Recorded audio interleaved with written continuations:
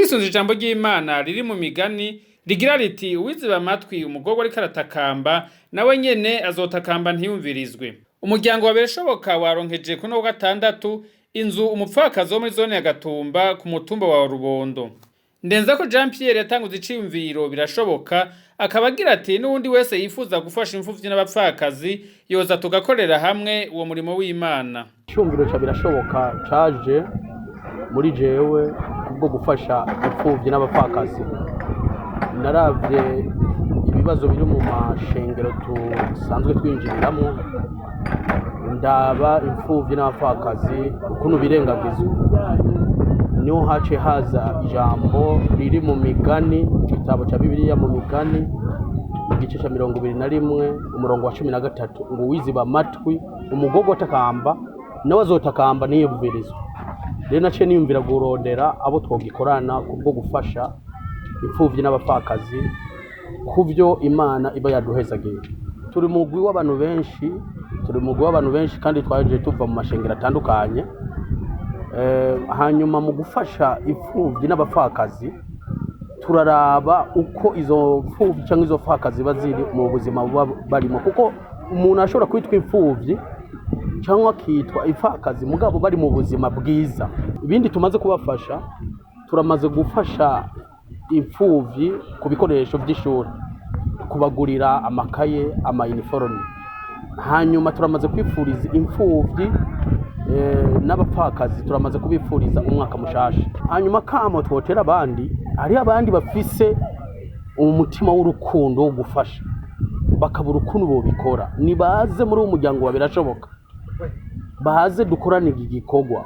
Ntago bisaba ngo amahera menshi ngo uburyo bwinshi, ariko kuco umuntu afise nico atanga, nta kagobero karimo, umuntu abikora abikonze. Dusanzwe dukorera mu Kinama, muri zone Kinama, komine Ntahangwa, muri Bujumbura meri. Uwo turondera uwo twifuza yo twakura ku nimero 79 574 964.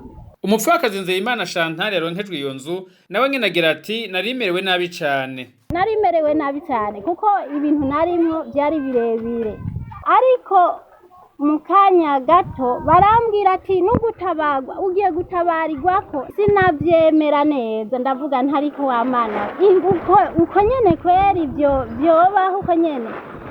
Numva ijwi rimbwira ati ego emera niko biri. Uwo muryango mubonye wagutse Imana yarabatoranije n'ukuri basira hamwe irabatuma ku murimo. Murabona ahantu twari turi, ivyo ntari nemera neza n'ukuri byaratunganye.